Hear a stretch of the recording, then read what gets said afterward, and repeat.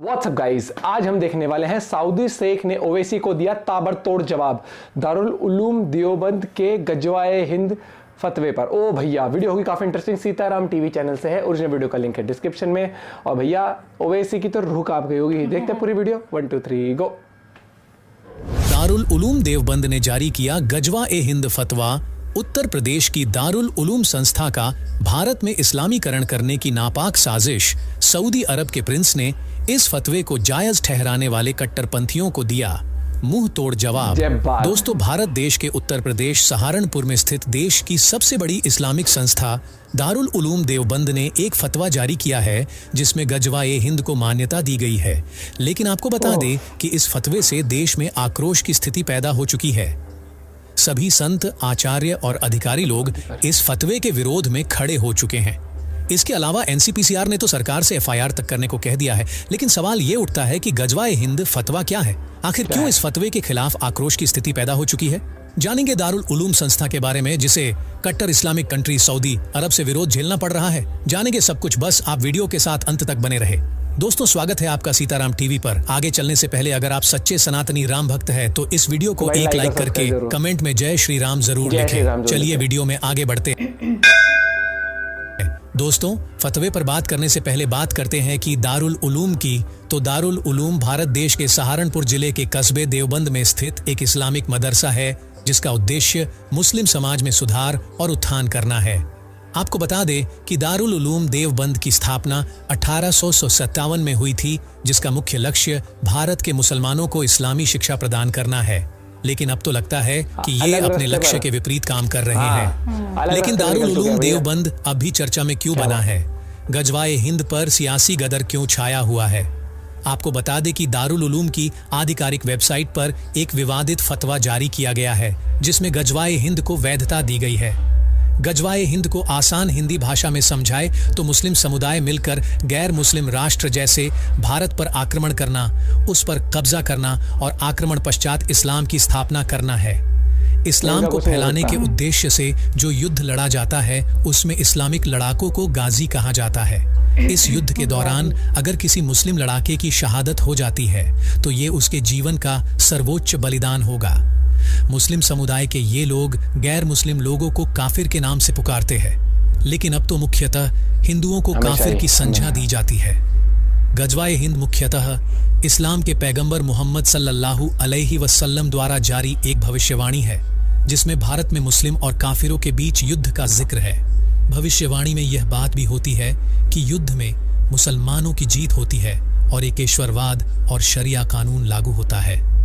निश्चित रूप से दारुल उलूम की वेबसाइट पर जारी यह फतवा भारत के लिए चिंता का विषय है और इस फतवे के खिलाफ अब भारी मात्रा में हिंदू समुदाय विरोध प्रकट कर रहे हैं। कुल मिलाकर दारुल उलूम ने गजवा-ए हिंद को मान्यता देने के लिए यह फतवा जारी किया। अब इस फतवे को लेकर एनसीपीसीआर ने एक बयान जारी किया है जिसमें इस फतवे को देश विरोधी बताया है। राष्ट्रीय बाल अधिकार संरक्षण आयोग यानी एनसीपीसीआर ने आगे कहा है कि देवबंद दारुल उलूम बच्चों को भड़काने वाली शिक्षा दे रहा है, बच्चों को युद्ध के लिए उकसाने वाली शिक्षा पर जोर दे रहा है। ऐसा लग रहा है जैसे दारुल उलूम मासूम बच्चों के मन में जहर भर रहा है और बच्चों का ब्रेन वॉश करने पर तुला हुआ है। क्या सच में देवबंद के दारुल उलूम में आतंकवादी बनने जैसी ट्रेनिंग दी जा रही है? दारुल उलूम देवबंद ने अपनी वेबसाइट पर जो फतवा ऑनलाइन जारी किया है उसमें गजवा-ए हिंद का महिमा मंडित किया गया है। गजवा-ए हिंद का मुख्य मकसद ही यही है कि भारत देश में आक्रमण करना, युद्ध करना और भारत को इस्लामिक राष्ट्र बनाना, जो कि पूर्णतः गलत है। अब ऐसे में सवाल उठता है कि आखिर उत्तर प्रदेश सरकार गजवा-ए हिंद फतवा जारी करने वाली संस्था पर क्या कार्रवाई करने वाली है? तो आपको बता दें कि राष्ट्रीय बाल अधिकार संरक्षण आयोग ने तो सहारनपुर के डीएम और एसएसपी से एफआईआर करने की मांग उठाई है। अब इस फतवे को लेकर भारत देश के सभी संत लोगों में खासी नाराजगी देखी गई। जैसे महंत राजू दास जी ने इस फतवे के संबंध में बयान दिया कि देश को इस्लामी राष्ट्र बनाने के लिए योजनाएं बनाई जा रही हैं। यह देश के लिए दुर्भाग्यपूर्ण है। इस विषय को संज्ञान में लेकर दारुल उलूम देवबंद संस्था पर सख्त से सख्त कार्रवाई करनी चाहिए और इस पर प्रतिबंध लगाना चाहिए। इसी के साथ महंत राजू दास ने फतवा जारी करने वाले उलेमा के विरुद्ध कार्यवाही की मांग की है। हिंदू संत समुदाय इस दारुल उलूम फतवे को लेकर कड़ी प्रतिक्रिया दे रहा है। राम जन्मभूमि के मुख्य पुजारी आचार्य सत्येंद्र दास ने तो यह तक कह दिया है कि दारुल उलूम देवबंद मदरसे में केवल आतंकवादी पैदा होते हैं। ऐसे आतंकवादी जो देश के लिए खतरा है, ऐसे मदरसों को तो तत्काल प्रभाव से बंद कर देना चाहिए। इस्लामिक मदरसे दारुल उलूम के इस फतवे के खिलाफ अयोध्या के संतों में खासी नाराजगी देखी गई और अब वो फतवा जारी करने वालों के विरुद्ध कड़ी कार्यवाही की मांग कर रहे हैं।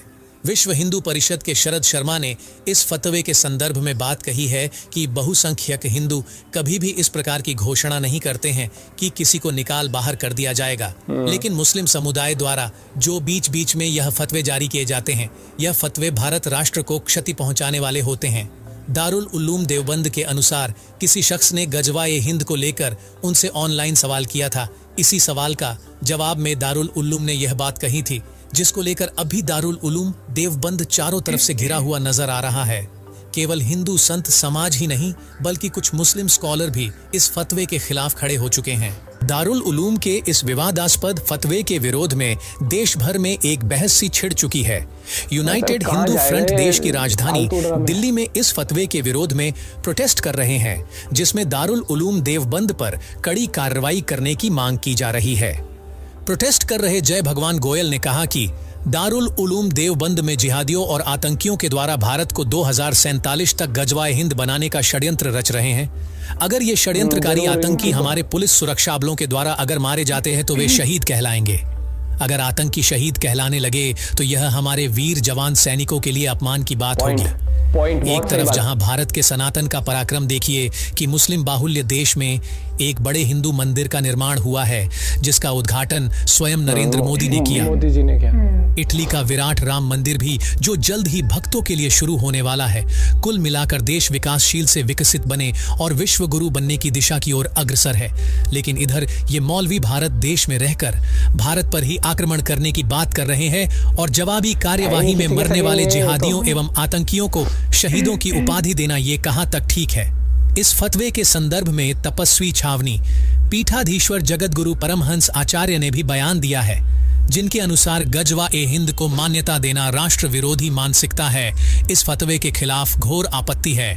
यह संविधान विरोधी तथा राष्ट्र विरोधी फतवा है। इसके अलावा परमहंस आचार्य ने सरकार से ये दरख्वास्त की है कि भारत सरकार सभी मदरसों पर प्रतिबंध लगाने की कार्रवाई करे, क्योंकि देश में चल रहे सभी मदरसे दारुल उलूम से संचालित किए जा रहे हैं। जमीयत हिमायतुल इस्लाम के अध्यक्ष कारी अबरार जमाल के मुताबिक दारुल उलूम का यह गजवा-ए हिंद फतवा और कुछ नहीं बल्कि सियासी हथकंडा है। कारी अबरार जमाल आगे कहते हैं कि गंगा जमुना तहजीब मिसाल वाले देश के अंदर इस तरह के फतवों का वायरल होना और उस पर सियासी रोटी सेकना निश्चित रूप से देश की तरक्की, राष्ट्र की तरक्की को नुकसान पहुंचाएगा। वैसे यह कहना गलत नहीं होगा कि दुनिया में व्याप्त कई सारे आतंकवादी संगठन दारुल उलूम की विचारधारा से काफी ज्यादा प्रभावित होते हैं। तो दोस्तों, आपकी इस खबर पर क्या प्रतिक्रिया है? क्या दारुल उलूम देवबंद जैसे गंदे इस्लामिक शिक्षा संस्थानों को भारत देश से उखाड़ फेंकना चाहिए या नहीं? हमें कमेंट के माध्यम से जरूर बताइए। और ये नहीं, सबसे अच्छी बात यह है कि इन्होंने टॉपिक कवर करा। मेरे कहने का मतलब कि आप जिस भी देश में रह रहे हो, जिस देश का खा रहे हो, उस देश को तुम इस तरीके से बांटने की सोचो। सबसे पहले तो थोड़ी सी शर्म नाम की चीज़ होनी चाहिए। और मुझे लगता है कोई भी एजुकेशन इंस्टीट्यूशन हो, मदरसा हो, कोई भी जो देश को बांटने की बात करता है जिस तरीके से, ये तो एक अलग सी जंग छेड़ना चाहते हैं। ये शहीद कहलाएंगे, ये कर देंगे, वो कर देंगे, गजवाए हिंद करके मतलब सबको मुस्लिम बनाएंगे, काफिर। ये वही कहता है ना, पाकिस्तान एक मानसिकता है, वो मानसिकता यहाँ के लोगों में भी पाई जा रही है। तो इनको थोड़ा सा समझना चाहिए।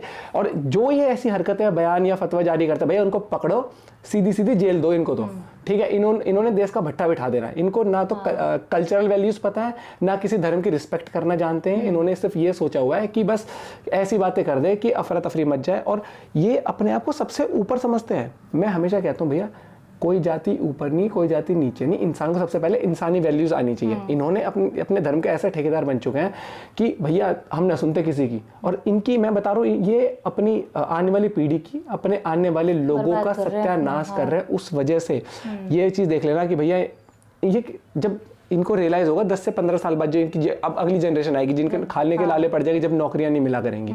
इस बारे में आपका दोस्तों क्या पॉइंट ऑफ व्यू जरूर बताइएगा। वीडियो काफी इंटरेस्टिंग थी। और मैं हमेशा ये कहता हूँ, देश विरोधी बातें करते हो ना, गुद्दी पकड़ो और अंदर डालो। मिलते हैं वीडियो के साथ। Bye bye, take care.